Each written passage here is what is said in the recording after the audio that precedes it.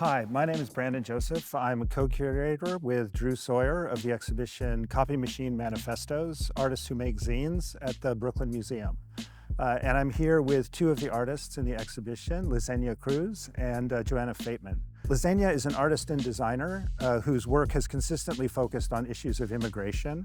Johanna Fateman is an artist, writer, and musician who has a long history in zine making. In addition to her writing, which has appeared in magazines and catalogs, as well as her own edited collection of Andrea Dworkin's radical feminist writings, Fateman is most known as one-third of the proto-electroclash band La Tigre, along with Kathleen Hanna and J.D. Sampson.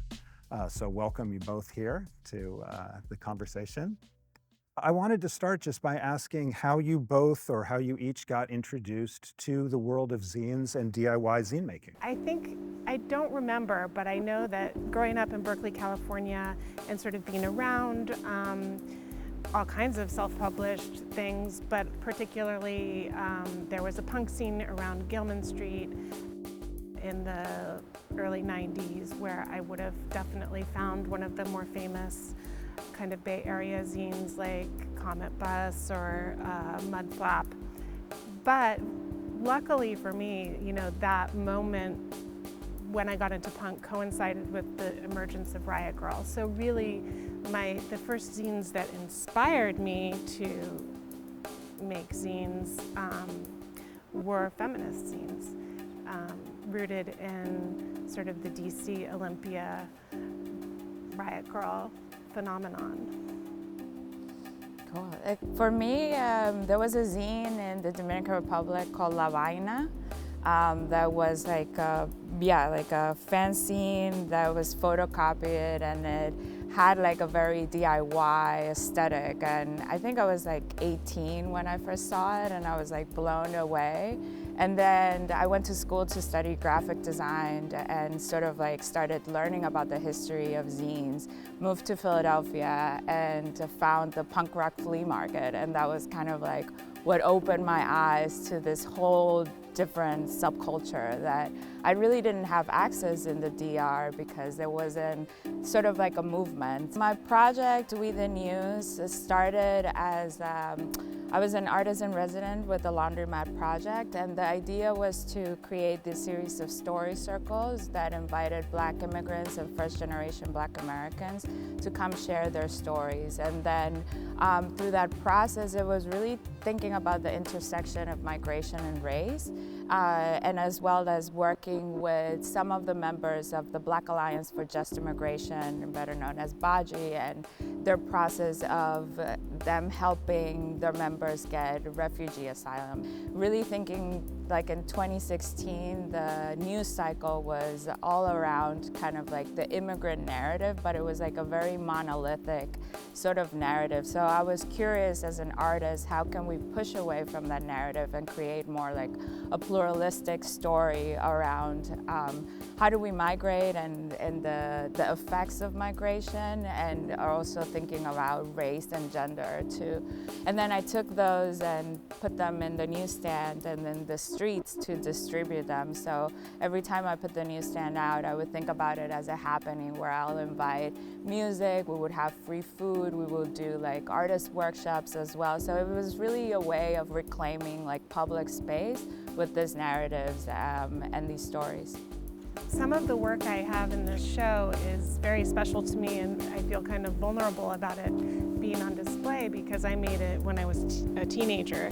The Snarla fanzines that I made with my best friend Miranda July at that time were really expressions of this sort of precocious self-concept we had of ourselves as artists, and we were so young, but we didn't want to wait, you know, and so we explored this medium that was so accessible to us.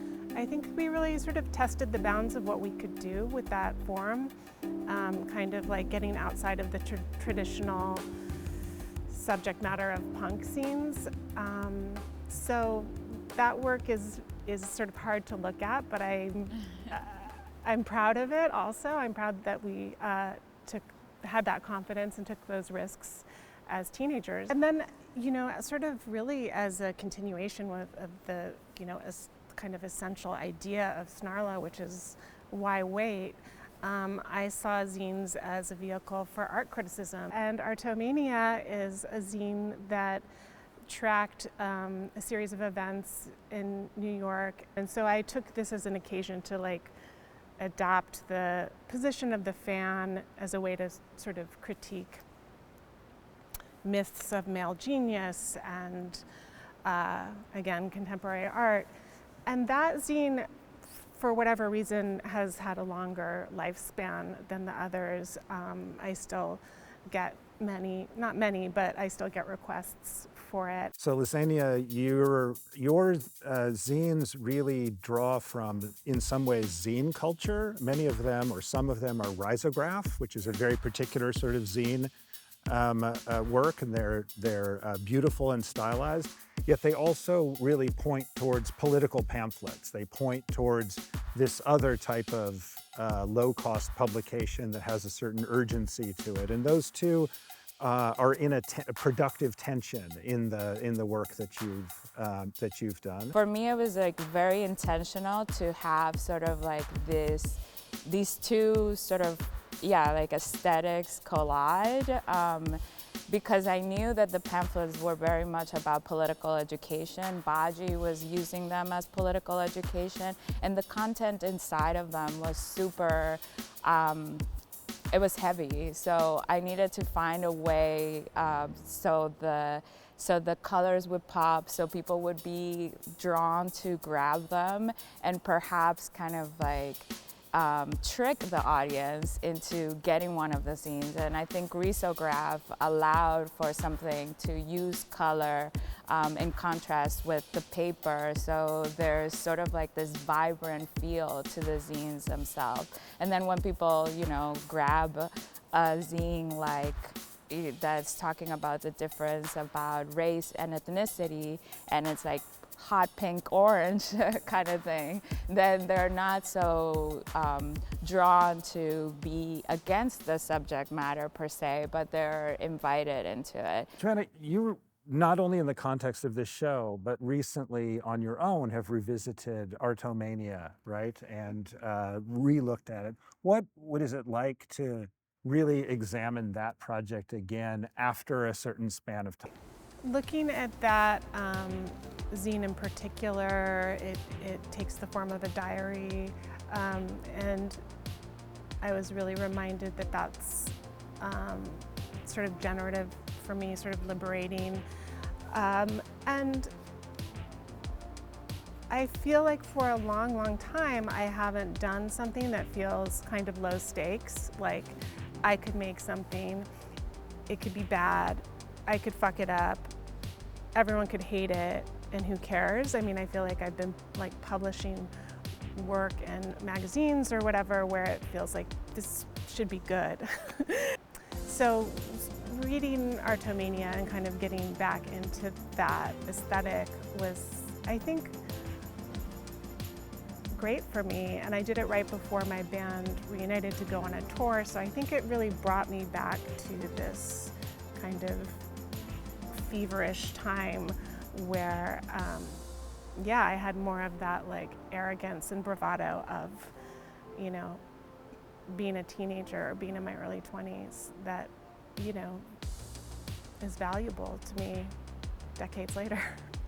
What makes you think that zines are still a vital practice today amidst all of the other technologies we have for communication?